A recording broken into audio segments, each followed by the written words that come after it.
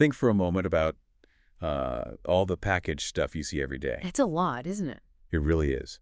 And what you might not realize is that a huge amount of that packaging, it relies on something called cast film. Right.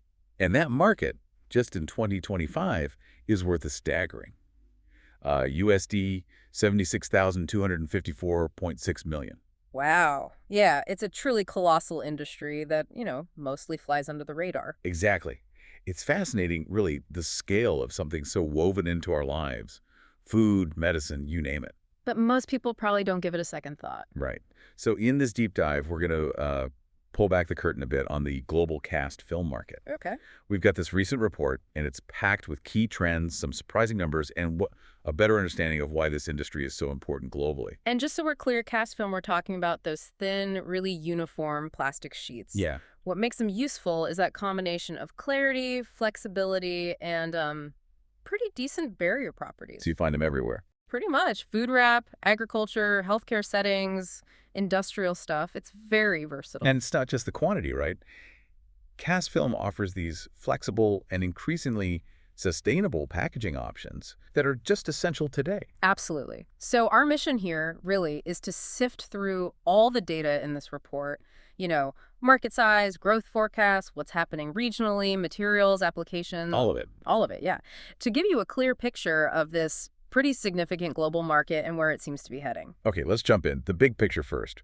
We mentioned that huge 2025 number, over $76 billion. Where does it go from there? Well, the projections show some pretty substantial growth. By 2033, the forecast is USD 112,662.77 million. Okay, wow, so that's quite a leap. It is. It works out to a compound annual growth rate, a CAGR, of 5.00% between 2025 and 2033. So, steady, significant expansion. A solid 5% growth. What's really pushing that? What's the main engine here? The primary catalyst, according to the report, is just the rising demand for flexible packaging solutions. Makes sense. Yeah, across so many industries. Think about food products, especially how much relies on that kind of adaptable packaging. Totally. Okay, now let's break this down geographically. Yeah. Where's the biggest market share right now? And where's the most dynamic growth happening? Right. Looking at 2025, North America actually holds the largest share. It's over 40% of the global market. 40%. Yeah, it comes in at about USD 28,214.2 million. But their projected growth, the CAGR to 2033, it's a bit more moderate, 3.5%. Okay, and the U.S. is the big player there. Dominant, yeah. The U.S. market is valued at USD 22,261.01 million, with a slightly lower CAGR of 3.3%. Maybe suggests a more mature market compared to other places. Could be. That's a good point. So North America leads for now. How about Europe? Europe's got the second spot, over 30% share globally. Yep. That's around USD 22,113.83 million in 2025. Their growth rate is a bit stronger than North America's 4.1% CAGR projected. Sure, higher. Yeah, and what's interesting is the UK. Within Europe, it seems to be growing faster, projecting a 4.9% CAGR. Huh. Wonder why that is. Maybe specific trends catching on faster. Could be. Maybe innovation's taking hold quicker there. It's an interesting detail. Definitely. All right, let's turn to Asia. Often the engine of global growth, right? What's the story there? Well, the Asia-Pacific region, APAC, it holds about 23% of the market share currently.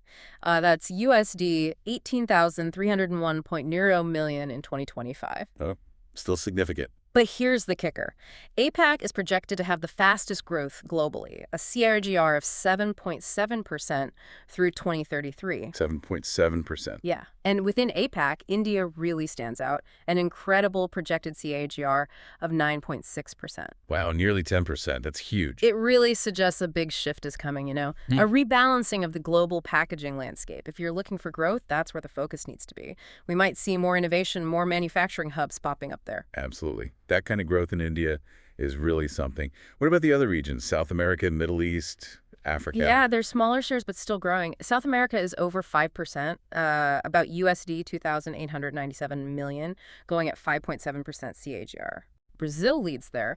USD 12,240 million market, growing faster at 6.3%. Right. The Middle East is around 2% share, roughly USD 3,050 million, and growing at 6.3% CAGR. Turkey looks strong there, 6.9% growth. And Africa is about 1% share, USD 1,677 million, growing at 5.3%. South Africa slightly faster at 6.2%. So even the smaller regions show pretty solid growth potential then. Exactly. While North America leads now, the big growth story is definitely APAC, especially India. Got it. Okay, let's shift gears a bit. What are these films actually made of? What materials are key? Well, right now, polyethylene PE holds the major share. Okay, PE, why is that? It's just incredibly versatile and cost-effective. You see it everywhere: food packaging, medical applications. It's the workhorse. Think of your standard plastic wrap. Right, makes sense. It's ubiquitous. Mhm. But the report mentioned something growing even faster. It did. Polypropylene, for PP, is pegged as the fastest-growing segment. PP. The demand is ramping up in food, healthcare, consumer goods. Plus, there are advancements happening in how PP is made, making it more attractive. Interesting. Does that shift towards PP have implications for things like recycling compared to PE? That's a really good question. As PP use grows, yeah, the recycling streams and the overall environmental footprint compared to PE are definitely things to watch. Something to keep an eye on. Okay, so PE dominates now. PP is rising fast. What about thickness?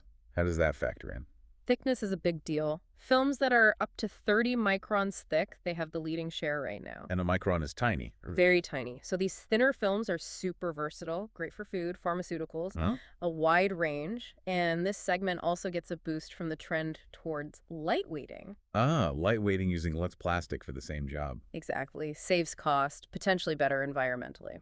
Makes sense. What about slightly thicker films? Well, the next category up, 30 to 50 microns, that's actually the fastest growing segment by thickness. Oh, interesting. Why is that? They're really popular in food and beverage packaging. They offer a good balance, good barrier properties without being too thick or bulky. So thinner leads, but slightly thicker, is gaining momentum where that barrier matters more. Precisely. Okay, so thickness matters for application. Yeah. How are these films actually used, like the packaging formats? Right.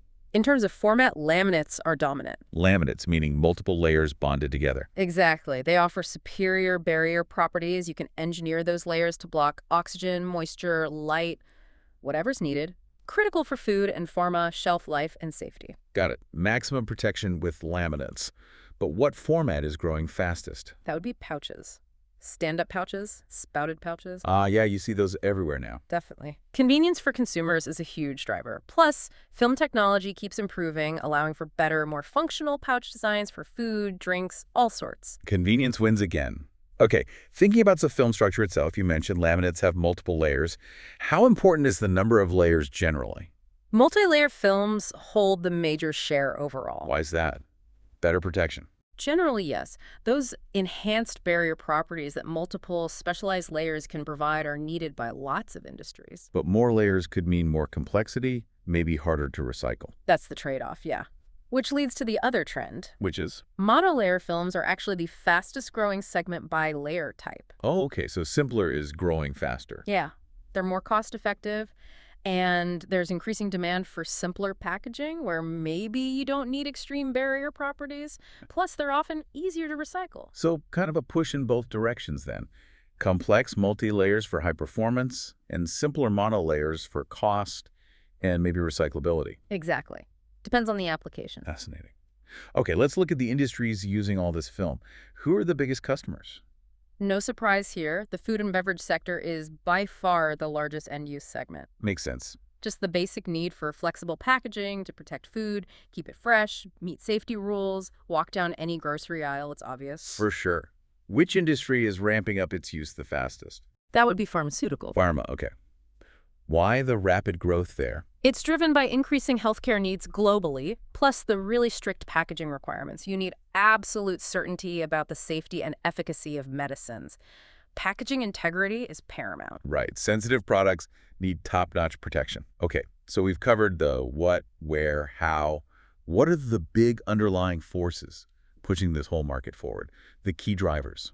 The report highlights a few main ones. First, just the expanding food and beverage sectors needing new and better packaging. Okay. Second, the growth in healthcare requiring specialized films. Third, constant tech advancements improving film quality and capabilities. Right. And finally, just us consumers wanting more convenient, portable packaging. It all feeds into each other. Exactly. These forces are all kind of interconnected, pushing the market up. So besides growth, are there significant trends shaping how the market is evolving? innovations. Oh, absolutely. Lots of innovation. We're seeing more custom-designed films tailored for very specific needs. Tailor-made films. Yeah. Also, adding functionalities like antimicrobial properties or anti-fog for clear packaging. Oh, interesting. Digital printing on films is taking off too for better branding. And a big one is the increased use of high barrier films to extend shelf life, reduce food waste. So lots happening on the innovation front. It sounds pretty positive, but are there any roadblocks? Any challenges? The report does mention a key restraint, inadequate recycling infrastructure in some areas. Ah, that old problem. Yeah. It hinders the wider adoption of recyclable films. You can design a great recyclable film, but if there's no system to collect and process it properly, Doesn't help much. right, it ends up in landfill anyway. So it's a real challenge for the sustainability push. It's sobering, this useful material also creates a big waste A challenge. crucial point. The best intentions need the infrastructure to back them up.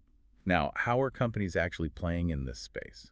Any interesting competitive moves mentioned? Yeah, a few examples. In Thales, they operate in a related market, blown stretch film, but they launched one with 30% recycled content. Shows the sustainability drive. Okay. Zeus introduced some ultra-thin catheter liners using their film cast process that's innovation in a specialized medical niche. Right, high-tech medical. Dow added a new cast film line for industrial uses, showing capacity expansion. And Top Hand developed a new type of barrier film, BOPP-based, aiming for dry food packaging globally. So, moves around sustainability, specialization, capacity, and new materials. Seems like Yeah. the key strategies. Yeah, it shows the different ways companies are trying to get an edge. And finally, who are some of the big names? The Wow. major players. The report names companies like Uflex Ltd., Jindal Polyfilms Limited, Berry Global Inc., and Amcor Pelec. Those are some of the heavy hitters. Got it.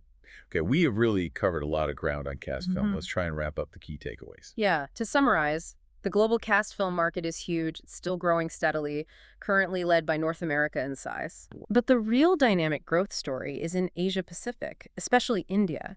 That suggests a big shift coming. And it's all driven by that relentless demand for flexible packaging. Exactly, across food and beverage, pharmaceuticals, and other sectors. And it seems clear that innovation in materials, barriers, add features, plus that sustainability angle that's going to be crucial going forward. Absolutely. It's a, seemingly simple material, but it plays such a vital role in the modern economy and just our daily lives. So here's a final thought for you listening. As you go about your day, maybe notice the packaging on things you use. How much of it might be cast film? Mm. And think about how the trends we talked about, sustainability, those high barrier films, digital printing, how might that change the packaging you see in the future? What other innovations might be around the corner for this surprisingly complex and vital material? Yeah, it's a dynamic space. This deep dive gives a snapshot, but it's worth keeping an eye on how this industry continues to evolve and impact everything around us. If you have more questions, feel free to reach out.